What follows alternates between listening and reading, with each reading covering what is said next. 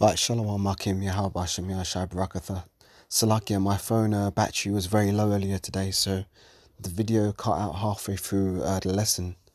So I had to, get back home and charge the phone before I could finish it off. So just to finish off what I was saying, so I was speaking to this guy who I went to school with, who, is a Muslim, and he was trying to say that, the Quran teaches this and the Quran teaches that, and I was cutting in with the Bible and saying that basically you can't join the Quran with the Bible because it's two different things.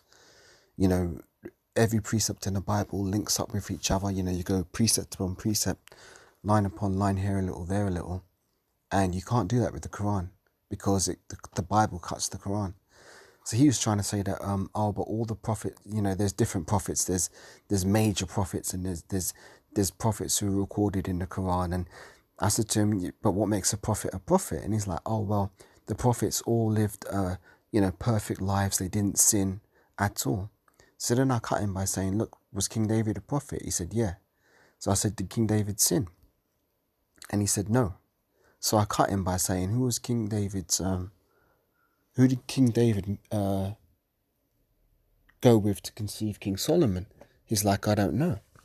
So I said to him, Bathsheba. And I said, how did King David acquire Bathsheba? I don't know. I said he took her in the act of adultery because she is already married to Uriah, who was one of King David's mighty men. And basically King David saw her bathing one night and he decided to have her, and he committed adultery with her. And when Uriah came back, so when he committed adultery, she came back to him saying, I am with child. So she was pregnant by him. So King David called Uriah back from the war and was trying to tell him to, take it easy, have his rest, spend time with his wife, because King David thought that by having Uriah sleep with Bathsheba, he'd be able to conceal the fact that she was pregnant and she could pass it off as Uriah's child. However, Uriah refused to sleep with his wife while the rest of his men were at battle. He felt like he should have been in the battle too, and he didn't want to, enjoy the joys of a peacetime life while his brethren were suffering on the battlefield. So he wouldn't sleep with Bathsheba. So then King David conspired to kill Uriah, which is all in the scriptures. I might get that for edification's sake. And he sent him back to the battle, and he sent a letter saying that when they're in the heat of the battle, to pull back and leave Uriah alone. And they did that, and Uriah ended up getting killed on the battlefield. So King David committed both the sins of adultery and murder. And he was like, no, I don't believe that. I says, all right then, go to Google, type in who was King Solomon's mother. So let's do that now, just to show you for edification's sake. So we'll go to Google. Get Google up. And we type in, who was King Solomon's mother? And it comes up with this image here, Bathsheba. Now that's not what Bathsheba looked like. This is some flipping Renaissance bullshit. And why the hell would... Well, I guess they're supposed to be when King David saw her bathing, but she wasn't leprous. She wasn't no Edomite. How do we prove that? Wisdom of Solomon... Song of Solomon.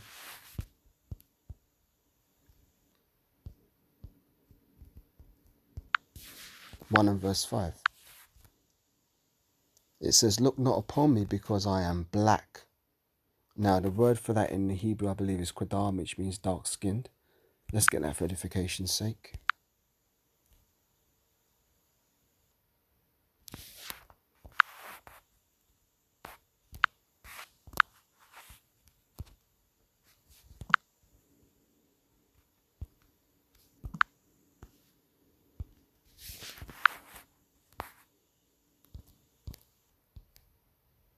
Oh, the word there is sahor.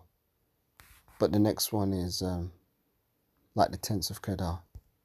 Right, it says sahor in Hebrew.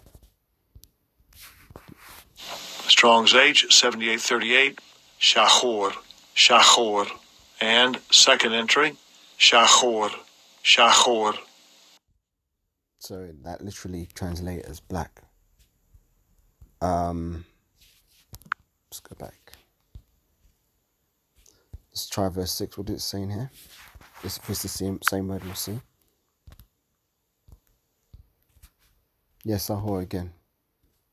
blackish, swarthy, dark-skinned. There you go. So, so it means he was dark-skinned. So where the hell are they getting this image from? That's some Renaissance bullshit. But the fact of the matter is, it does tell you that Bathsheba was Solomon's mother. So let's get the account. If we go to 2 Samuel 11 and 12.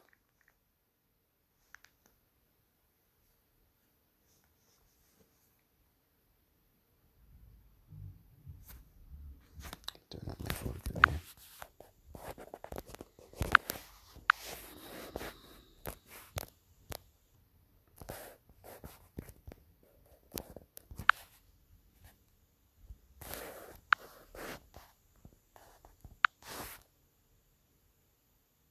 Yeah. So it says, let's get it. Let's read it from 2 Samuel 11 and 1. And it came to pass, and after the year was expired, that at the time of the kings, when the kings go forth to battle, that David sent Joab and his servants with him and all Israel, and they destroyed the children of Ammon and besieged Rabbah. But David still tarried at Jerusalem. And it came to pass in an eventide that when David arose from off his bed and walked upon the roof of the king's house, from the roof he saw a woman washing herself, and the woman was very beautiful to look upon. And David sent and inquired after the woman, and one said, Is not this Bathsheba the daughter of Elam, the wife of Uriah the Hittite? And David sent messengers and took her, and when she came in unto him, he lay with her, for she was purified from her uncleanness. And she returned unto her house. And the woman conceived, and she sent and told David, and said, I am with child. And David sent Joab, saying, Send Uriah the Hittite. And Joab sent Uriah to David.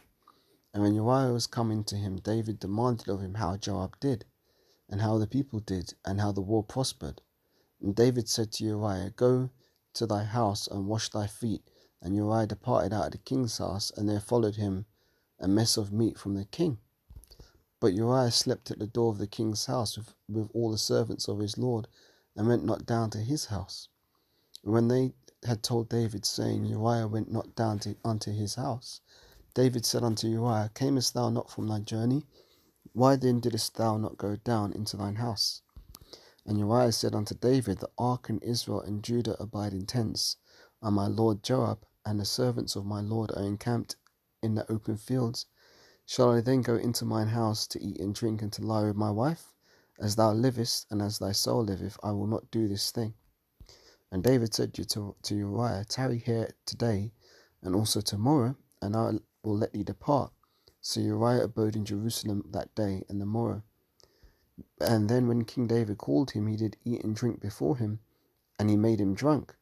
And at even he went to lie on his own bed with the servants of his lord, but went not down to his house. And it came to pass in the morning that David wrote a letter to Joab, and sent it by the hand of Uriah. And he wrote in the letter, saying, Set ye Uriah in the forefront of the hottest battle, and retire ye from him, that he may be smitten and die. So King David wrote a letter and gave it to Uriah. Unbeknownst to Uriah, that letter was commanded that he should be slain. And it came to pass when Joab observed the city, that he assigned Uriah unto a place where he knew that the valiant men were. And the men of the city went out and fought with Joab, and there fell some of the people of the servants of David, and Uriah the Hittite died also. Then Joab sent and told David that all the things that concerning the war, and charged the messenger, saying, When thou hast made an end of telling the matters of the war unto the king, and if it be so that the king's wrath arise, and he say unto thee, Wherefore approached ye so nigh unto the city when ye did fight? Knew ye not that they would shoot from the war? Who smote Abimelech, son of Jerubabesheth, if I'm saying that correctly? Did not a woman cast a piece of millstone upon him from the wall, that he died in Thebez? Why went ye nigh unto the wall? Then say also, Thy servant Uriah the Hittite is dead also. And so the messenger went and came and showed David all that Joab had sent him for. And the messenger said unto David, Surely the men prevailed against us, and came out unto us in the field, and we were upon them, even unto the entering of the gate. And the shooters did shoot from off the wall upon thy servants, and some of the king's servants be dead, and thy servant Uriah the Hittite is dead also. Then David said unto the messenger, Thus shalt thou say unto Joab, Let not this thing displease thee, for the sword devoureth one as well as another. Make thy battle more strong against the city, and overthrow it, and encourage him. And when the wife of Uriah heard that Uriah her husband was dead, she mourned for her husband. And when the morning was past, David sent and fetched her to his house, and she became his wife, and bare him a son. But the thing that David had done displeased Yahweh. Point blank period. 2 Samuel 11 gives you the whole account. So this Muslim guy was saying, nah. But when I broke that down, he couldn't say anything. He couldn't say shit.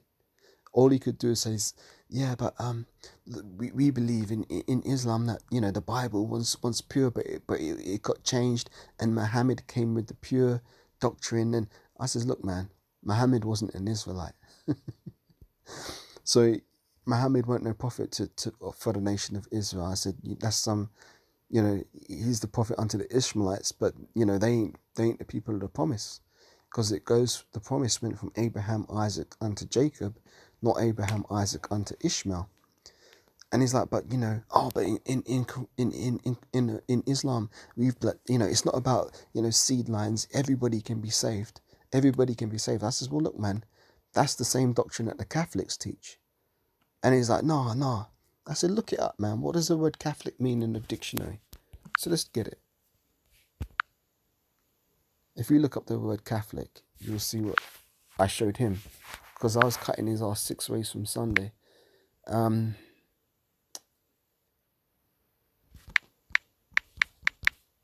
Catholic.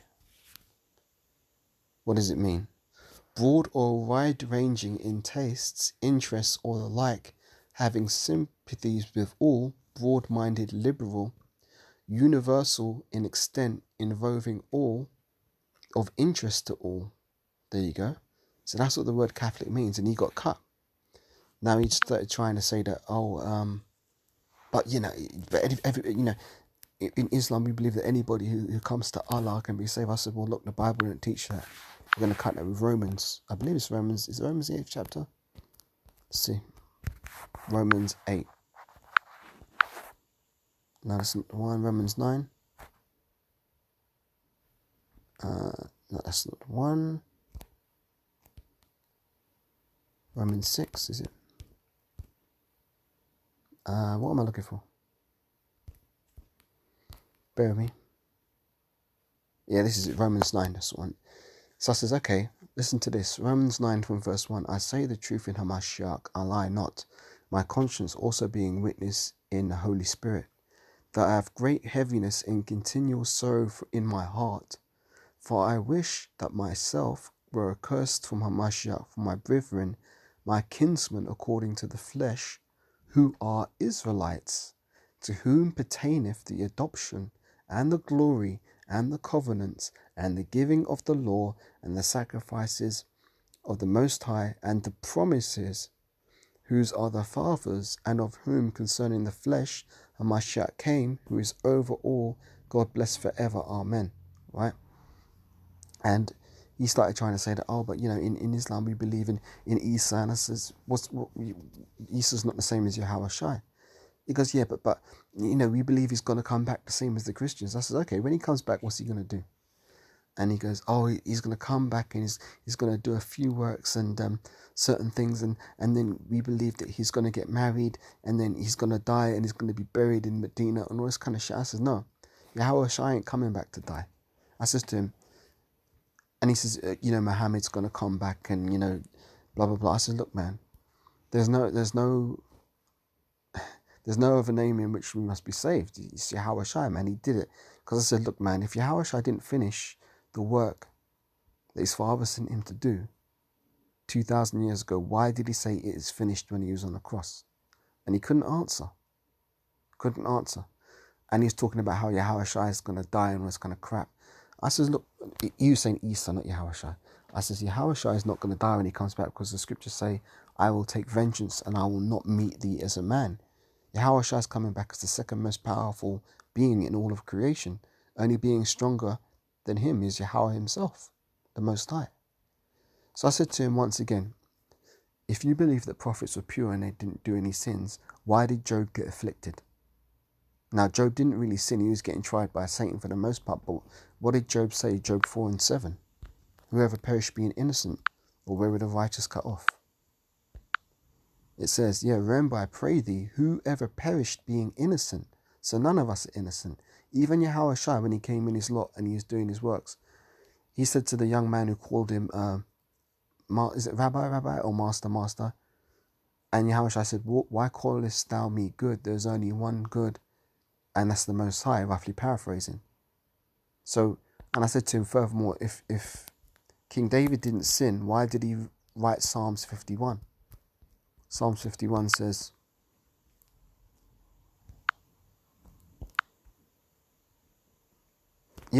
Psalms 51 from verse 1, have mercy upon me, O God, according to thy loving kindness, according unto the multitude of thy tender mercies, blot out my transgressions. So if King David wasn't doing any transgressions, what would there be to blot out? Furthermore, it says, wash me thoroughly from mine iniquity and cleanse me from my sin. So if King David didn't sin, why did he write these words? Again, verse 3, for I acknowledge my transgression, and my sin is ever before me. Against thee only have I sinned, and done this evil in thy sight, that thou mightest be justified when thou speakest, and be clear when thou judgest. Verse 5, behold, I was shapen in iniquity, and in sin did my mother conceive me. So, straight up cut. What else is there? What else did I say to him? Look, man, you can't marry the Quran with the Bible, because Revelation 22 says this. It says, Revelation 22:18, for I testify unto every man that heareth the words of this prophecy of this book. If any man shall add unto these things, the Most High shall add unto him the plagues that are written in this book. And if any man shall take away from the words of this book of this prophecy, the Most High God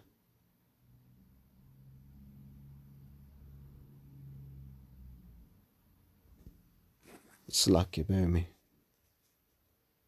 Oh, for fuck's sake.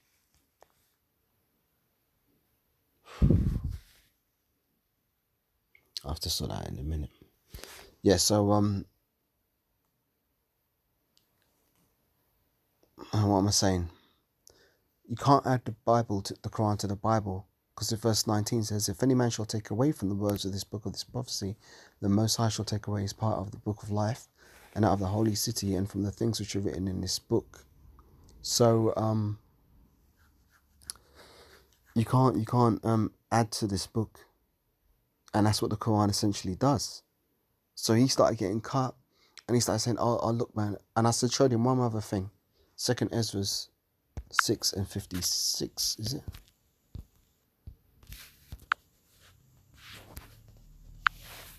Yeah, 6:56.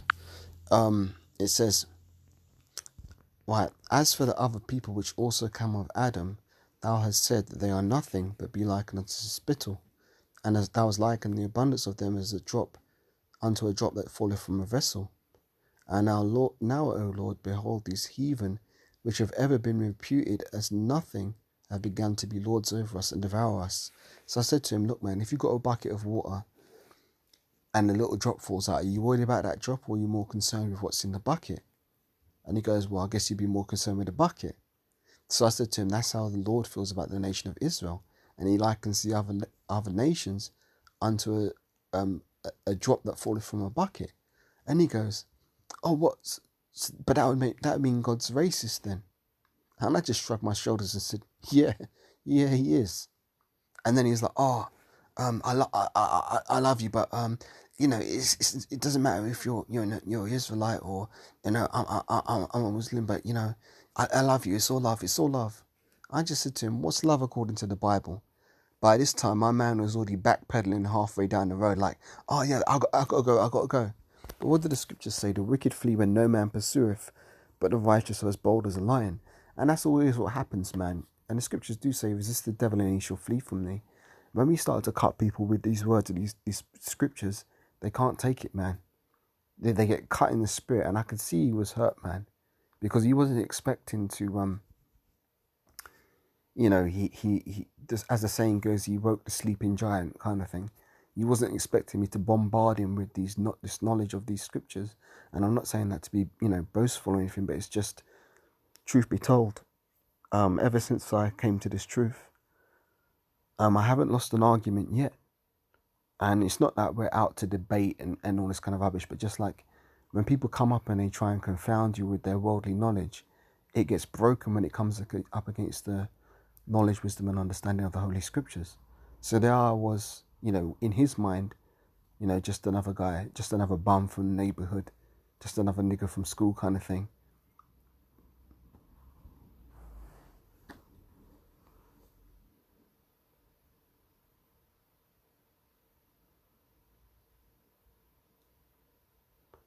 Salakia, there's something going on in the background that's just distracting my attention. Bear with me a second, Salakia. I'll have to sort this out in a bit.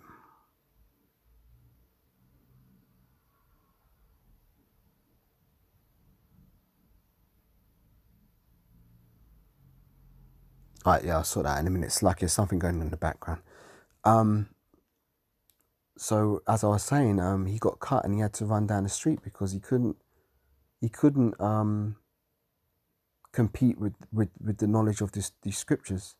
So, and as I was saying, like, since coming to this truth, I haven't lost an argument, and that's not to be boastful or anything, but it's just the scriptures say that I will give you a knowledge. I think not. Let me get it. Bear with me. No man can gainsay nor resist. Bear with me. Let me get it. Rather than roughly paraphrasing, butcher it. My mouth and wisdom gainsay nor resist.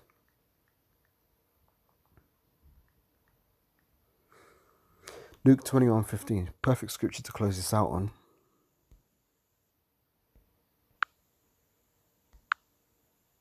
Yeah, it says, for I will give you. Now, let me say, settle it therefore, Luke 24:14, settle it therefore in your hearts not to meditate before what ye shall answer. For I will give you a mouth and wisdom which all your adversaries shall not be able to gainsay nor resist. Right? So you couldn't gainsay nor resist what I was saying. Now this guy, he's a decent guy. As guys in the world go. It's like decent guy as guys in the world go. But according to the scriptures, like, he's a heathen. And we're Israelites, and the scriptures say, can two walk together lest they be agreed?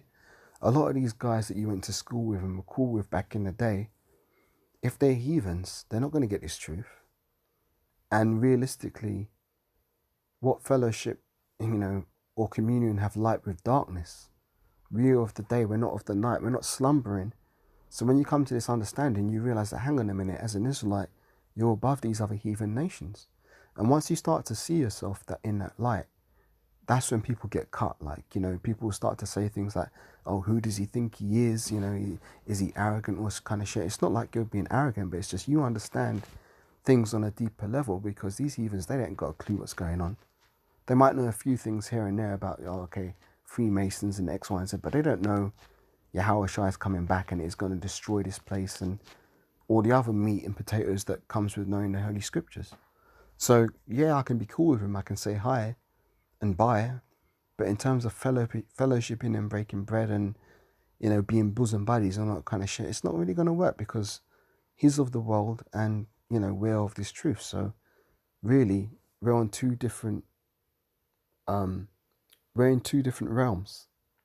They're in the earthly realm, in the worldly realm. We're in the spiritual realm, waiting on the Most High and Yahweh Shai, and waiting on Yahweh and Yahweh Shai. So, yeah, that's just that. I mean, it's just an interesting situation, but it just reminded me of how, this truth kind of separates you from the world. So yeah, I hope that lesson's been edifying and helpful. So with that, giving all praises, honor, and glory unto Yahweh B'Shem Yahweh Shai. Ba'ashem Kadash, double honors to the elders and apostles of Great Millstone, all well. Shalom to Aki. I'm teaching this word around the globe with faith and truth and sincerity. And until the next lesson I do, I say Shalom, wa abal babal, wa kameshala. Shalom for now.